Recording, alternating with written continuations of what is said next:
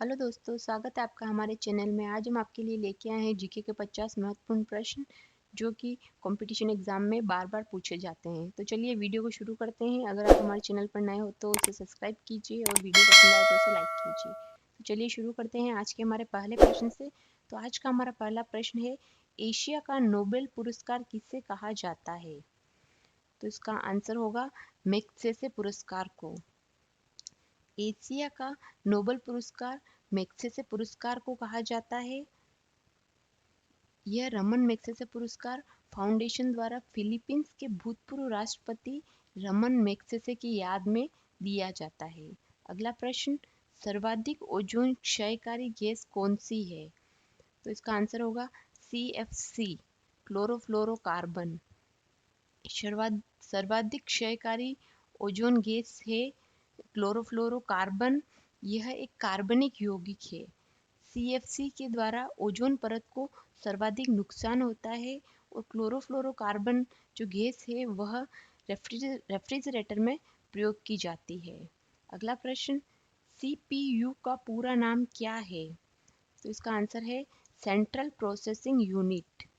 CPU का पूरा नाम है सेंट्रल प्रोसेसिंग यूनिट। CPU जो होता है उसका मुख्य कार्य निर्देशों अथवा प्रोग्रामों को एग्जीक्यूट करना है। एग्जीक्यूट मतलब प्रोसेसिंग करना है। अगला प्रश्न, सौर मंडल में ग्रहों की संख्या कितनी है? तो इसका आंसर है 8। सौर मंडल में ग्रहों की संख्या है 8। इन ग्रहों के नाम है बुध, शुक्र, पृथ्वी, मंगल, बृहस्पति, शनि, यूरेनस और नेपच्यून। ये 8 ग्रह है सौरमंडल में।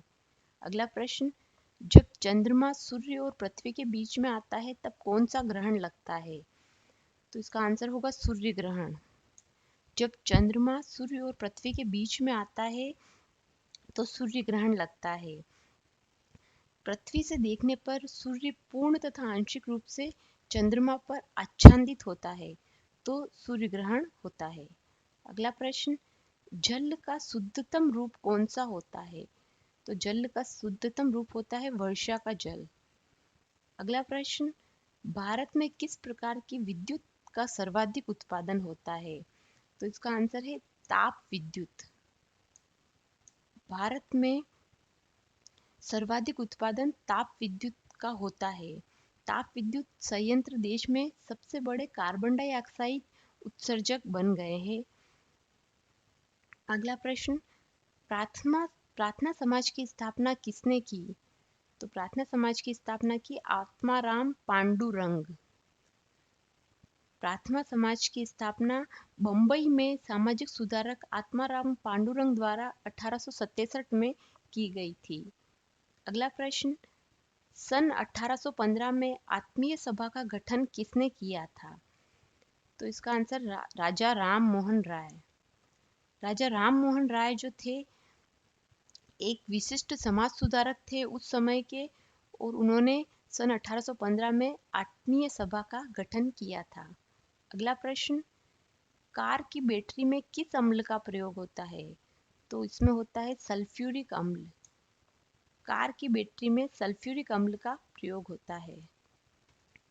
अगला प्रश्न, भारत के राष्ट्रीय ध्वज का डिजाइन किसने तैयार किया था? तो भारत के राष्ट्रीय ध्वज का डिजाइन तैयार किया था मैडम भिखाजी कामा। मैडम भिखाजी कामा ने भारत के राष्ट्रीय ध्वज का डिजाइन तैयार किया था। मैडम भिखाजी कामा जो थे भारतीय मूल की पारसी नागरिक थी। अगला प्रश्न, तुलबुल परियोजना किस नदी पर स्थित है?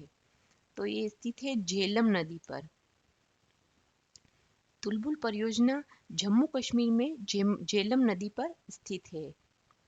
अगला प्रश्न, सन 1906 में ढाका में मुस्लिम लीग की स्थापना किसने की?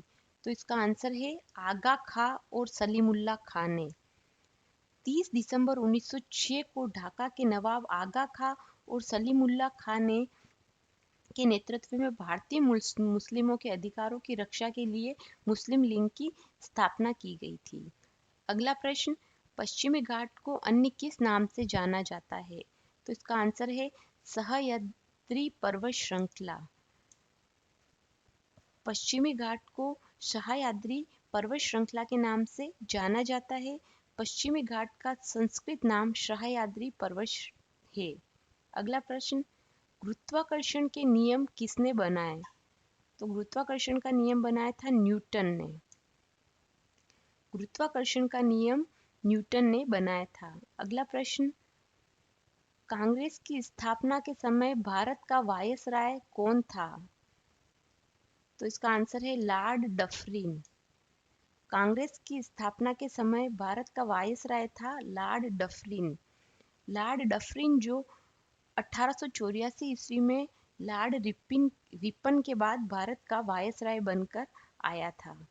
तो इस प्रश्न को इस तरह से भी पूछा जा सकता है कि लॉर्ड डफरिन किसके बाद भारत का वायसराय बन के आया था? तो इसका आंसर होगा लॉर्ड रिपन के बाद लॉर्ड डफरिन भारत का वायसराय बनकर आया था। अगला प्रश्न, राष्ट्रपति का अध्यादेश कितने समय के लिए लागू रहता है? तो ये रहता है 6 मास के लिए। राष्ट्रपति का जो अध्यादेश होता है वह 6 मास के लिए लागू रहता है। संविधान के अनुच्छेद 123 के अंतर्गत राष्ट्रपति के पास अध्यादेश जारी करने का अधिकार होता है और वो 6 महीने तक लागू रहता है। अगला प्रश्न, इलेक्ट्रिक हीटर की कुंडली किस धातु से बनाई जाती है? तो ये बनाई जाती है नाइक्रोम। इलेक्ट्रिक हीटर की कुंडली नाइक्रोम से बनाई जाती है। नाइक्रोम जो है वह निकल और क्रोमियम की मिश्र धातु होती है। अगला प्रश्न, रेडियो तरंगे वायुमंडल की किस सतह से परिवर्तित होती है? तो ये होती है आयन मंडल। रेडियो तरंगे वायुमंडल की आयन मंडल सतह से परिवर्तित होती है। अगला प्रश्न, हेमेटाइट और मैग्नेटाइट किसके अयस्क है? तो ये है लोहा। हेमेटाइट और मैग्नेटाइट लोहा के अयस्क है। अगला प्रश्न, लाल मिट्टी का रंग लाल क्यों होता है? तो इसका आंसर होगा लौह ऑक्साइड की उपस्थिति के कारण। लौह ऑक्साइड की उपस्थिति के कारण लाल मिट्टी का रंग लाल होता है। अगला प्रश्न, लेडी विथ द लैंप के नाम से कौन प्रसिद्ध है? तो इसका आंसर है Florence Nightingale. Lady with the lamp मतलब दीपक वाली महिला के नाम से प्रसिद्ध है फ्लोरेंस नाइटिंगेल। अगला प्रश्न, अकबर ने फतेहपुर सीकरी में बुलंद दरवाजा किस उपलक्ष्य में बनवाया था? तो ये बनवाया था गुजरात विजय के उपलक्ष्य में। अकबर ने फतेहपुर सीकरी में बुलंद दरवाजा गुजरात की विजय के उपलक्ष्य में बनवाया था। अगला प्रश्न, भू राजस्व की दहशाला पद्धति किसने लागू की? तो ये लागू की थी अकबर ने। भू राजस्व की दहशाला पद्धति अकबर ने लागू की थी। अगला प्रश्न, किस घटना के बाद रविन्द्रनाथ टैगोर ने सर की उपाधि लौटा दी थी? तो ये थी जलियांवाला बाग हत्याकांड। जलियांवाला बाग हत्याकांड के बाद उन्होंने सर की उपाधि लौटा दी थी। उन्होंने यह उपाधि विश्व के सबसे बड़े नरसंहारों में से एक जलियांवाला बाग हत्याकांड जो कि सन 1919 में हुआ था की घोर निंदा करते हुए यह उपाधि लौटा दी थी। अगला प्रश्न, भारत में रेशम का सबसे अधिक उत्पादन किस राज्य में होता है? तो ये होता है कर्नाटक। भारत में रेशम का सबसे अधिक उत्पादन कर्नाटक में होता है। भारत विश्व का दूसरा बड़ा रेशम उत्पादक है। दोस्तों, अगर आपको पता हो कि विश्व का पहला सबसे बड़ा रेशम उत्पादक देश कौन सा है तो आप हमें कमेंट करके बताएं। अगला प्रश्न, मैराथन दौड़ की दूरी कितनी होती है? तो इसका आंसर है 26 मील 385 गज। मैराथन दौड़ की जो दूरी होती है वो होती है 26 मील 385 गज। अगला प्रश्न, लंदन में इंडिया हाउस की स्थापना किसने की? तो लंदन में इंडिया हाउस की स्थापना की श्यामजी कृष्ण वर्मा। श्यामजी कृष्ण वर्मा ने लंदन में इंडिया हाउस की स्थापना की थी। अगला प्रश्न, परमाणु बम का आविष्कार किसने किया? तो इसका आंसर है जूलियस रॉबर्ट ओपेनहाइमर। परमाणु बम का आविष्कार किया जूलियस रॉबर्ट ओपेनहाइमर ने किया था। अगला प्रश्न, समुद्री जल से शुद्ध जल किस प्रक्रिया द्वारा प्राप्त किया जा सकता है? तो ये है आसवन। समुद्री जल जो होता है उसको शुद्ध करने की जो प्रक्रिया होती है उसे आसवन प्रक्रिया कहते हैं। अगला प्रश्न, फ्यूज की तार किस पदार्थ की बनी होती है? तो ये बनी होती है टिन और शीशे की मिश्र धातु। फ्यूज की जो तार होती है वह टिन और शीशे की मिश्र धातु होती है। अगला प्रश्न, टेस्ट मैचों में भारत की ओर पहला शतक किसने लगाया था? तो इसका आंसर है लाला अमरनाथ ने। टेस्ट मैचों में भारत की ओर पहला शतक लगाया था लाला अमरनाथ ने। अगला प्रश्न, तंबाकू के धुएं में कौन सा हानिकारक तत्व पाया जाता है? तो उसमें पाया जाता है निकोटीन। तंबाकू के धुएं में निकोटीन नाम का हानिकारक तत्व पाया जाता है। निकोटीन एक प्रकार का पेड़ होता है जिसके की पत्तों को सुखाकर नशा करने की वस्तु बनाई जाती है, जिसका प्रयोग तंबाकू में किया जाता है। अगला प्रश्न, इलेक्ट्रॉन की खोज किसने की? तो इसका आंसर है जे जे थॉमसन। इलेक्ट्रॉन की खोज की जे जे थॉमसन। जे जे थॉमसन जो थे प्रसिद्ध ब्रिटिश भौतिक वैज्ञानिक थे जे जे थॉमसन। अगला प्रश्न, मानव शरीर में रुधिर बैंक का कार्य कौन सा अंग करता है? तो ये करता है तिल्ली, प्लीहा। मानव शरीर में रुधिर बैंक का कार्य तिल्ली, प्लीहा करता है। अगला प्रश्न, सर्वेंट्स ऑफ इंडिया सोसाइटी की स्थापना किसने की? तो इसका आंसर है Gopal Krishna Gokhale. Servants of India society की स्थापना की थी गोपाल कृष्ण गोखले ने। अगला प्रश्न, भारत में डाक टिकट पहली बार कब चली? तो ये चली थी 1854 में। भारत में डाक टिकट पहली बार चली 1854 में। अगला प्रश्न, लोकसभा की बैठक आयोजित करने के लिए अपेक्षित गणपूर्ति क्या है? तो ये है 1/10। अगला प्रश्न, भारत के कितने प्रतिशत क्षेत्रफल पर खेती होती है? तो इसका आंसर है 51%। भारत के 51% क्षेत्रफल पर खेती होती है। अगला प्रश्न, भारत में दक्षिण पश्चिम मानसून किन महीनों में सक्रिय रहता है? तो इसका आंसर है जून से सितंबर।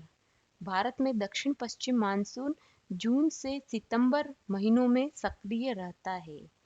अगला प्रश्न, मात्रकों की अंतर्राष्ट्रीय पद्धति किस वर्ष लागू हुई?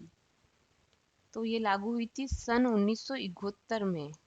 मात्रकों की अंतर्राष्ट्रीय पद्धति सन 1971 में लागू हुई थी।